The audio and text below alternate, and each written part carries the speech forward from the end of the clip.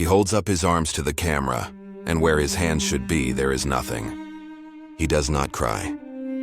He does not shout. He simply says, "They told me, short sleeve or long sleeve. I chose short. They cut here." No battlefield, no uniforms, just a civilian, punished as a message. How did a fight for diamonds turn one of Africa's smallest nations into a nightmare of amputations, child soldiers, and more than 50,000 deaths? This is the brutal story of Sierra Leone's Civil War. Welcome to Untold African Wars. Today we uncover the full horror and the hard-won hope. Sierra Leone gained independence from Britain in 1961 with promise: rich land, rich culture, and some of the world's most valuable diamonds. But by the 1970s and 80s, corruption hollowed out the state. Power centered around one-party rule. Public services declined. Youth unemployment soared. Roads, schools, and hospitals crumbled. Diamond wealth, instead of lifting the nation, became captured by political elites and smuggling networks.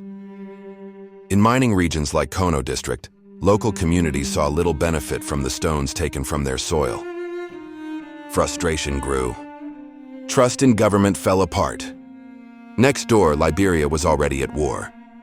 Rebel leader Charles Taylor built a brutal insurgency and a regional network of armed groups, smugglers, and traffickers.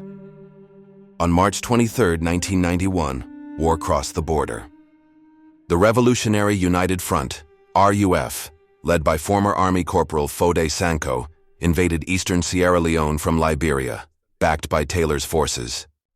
They claimed they were fighting corruption and injustice. But very quickly, the rebellion turned into something else, something darker. Diamonds became the fuel. Violence became the method. Over the next 11 years, the conflict would kill an estimated 50,000 to 70,000 people or more, displace up to 2.5 million, nearly half the population, mutilate thousands of civilians, and drag over 10,000 children into armed groups. The state would collapse. Coups would follow coups, and civilians would pay the highest price. The RUF entered through the eastern forests. Border towns fell first. Police posts collapsed. Villages were raided for food, recruits, and supplies. The Sierra Leone Army, poorly paid and poorly equipped, struggled to respond. Some soldiers deserted. Others preyed on civilians themselves. In many areas, people could not tell who was protector and who was threat. In April 1992, frustrated young officers staged a coup. They overthrew President Joseph Momo and formed the National Provisional Ruling Council, NPRC. Its leader was just 25 years old, Captain Valentine Strasser. Young, armed, in power during a growing war. But the coup did not stop the rebels. The conflict spread. One farmer later recalled, "First the rebels came. Then the soldiers came. We ran from both." By 1993, the RUF controlled key diamond zones, especially in Kono. Mining pits became forced labor camps. Civilians dug under guard. Diamonds were smuggled out through regional networks in exchange for weapons.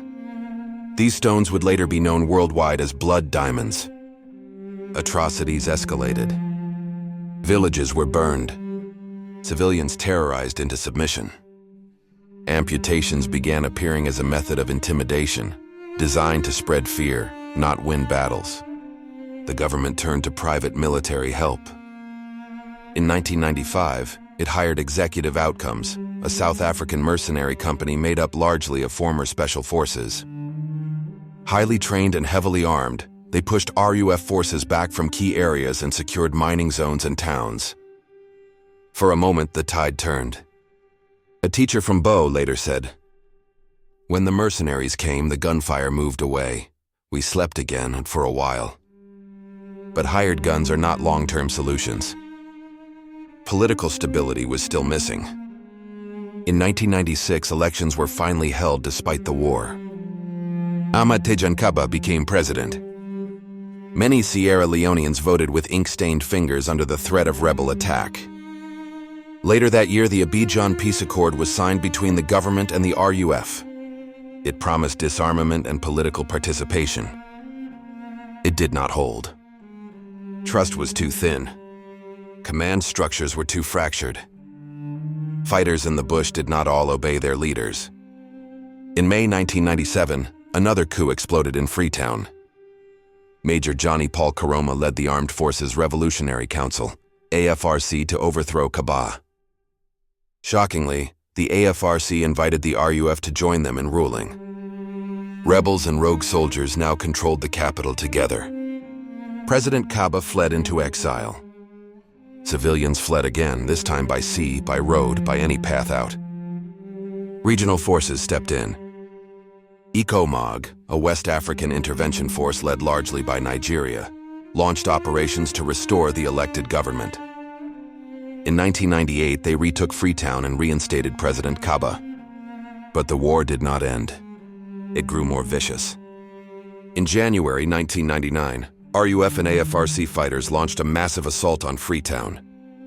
The operation became known by a chilling nickname: Operation Pay Yourself. The meaning was simple: loot everything. For weeks, the city burned. Civilians were killed. Homes destroyed. Thousands were mutilated. Children were abducted. Women assaulted. Entire neighborhoods emptied. A survivor later said, "We hid under the floor. When we came out, the street was silent and full of smoke." Local defense militias, including the Commodores, associated with traditional hunter groups and led politically by figures like Sam Hinga Norman, defended some rural communities. They too were accused of abuses. In this war, few armed actors kept clean hands. Civilians stood in the middle, again. Exhaustion pushed leaders back to the table. In July 1999, the Lomé Peace Accord was signed. It offered amnesty to fighters and gave Foday Sankoh a powerful government role, including authority connected to diamond oversight. It was deeply controversial, rewarding a rebel leader with office, but many civilians simply wanted the guns to stop. The United Nations deployed a large peacekeeping mission, UNAMCIL. But peace still stumbled. In 2000, RUF forces captured hundreds of UN peacekeepers. Fighting resumed. The agreement looked broken. Everything hung in the balance. In May 2000, the United Kingdom launched a rapid military intervention, known as Operation Palliser, to stabilize Freetown, secure key sites, and support evacuation and peace operations. British forces helped turn the momentum. RUF positions weakened. Supply lines broke. Leadership fractured. Foday Sankoh was captured soon after by government-aligned forces. Disarmament programs expanded. Fighters, including thousands of children, entered demobilization camps. Weapons were exchanged for training and reintegration support. On January 18, 2002, Sierra Leone officially declared the war over. After 11 years, the guns finally fell silent. The war was deeply regional and international. Rebel networks were tied to Charles Taylor's Liberia, with arms traded for diamonds.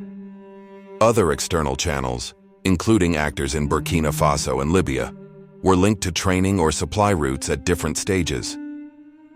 On the government side, intervention came from ECOMOG, private military contractors like Executive Outcomes, the United Nations, and finally the United Kingdom. Global outrage over blood diamonds led to reform. The Kimberley Process Certification Scheme was later created to track and certify diamonds to reduce conflict financing. Justice efforts followed.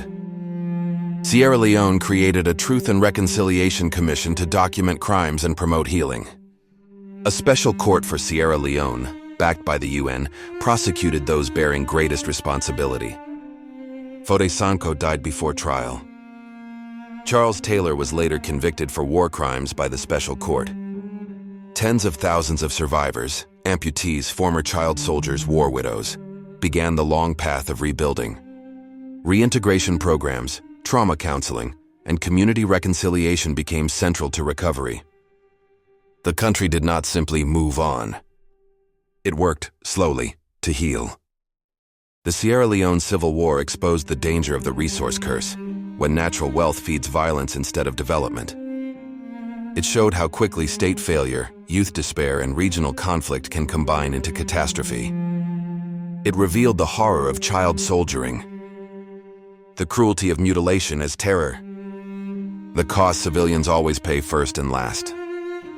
But it also showed something else, that intervention, justice, and reconciliation can work when combined with local leadership and community healing. A post-war commission concluded, the conflict was man-made, and so is peace. Sierra Leone bled for diamonds, but from the ashes rose a fragile peace, a reminder that even the darkest wars can end. If this story moved you, like and subscribe to Untold African Wars for more real African histories.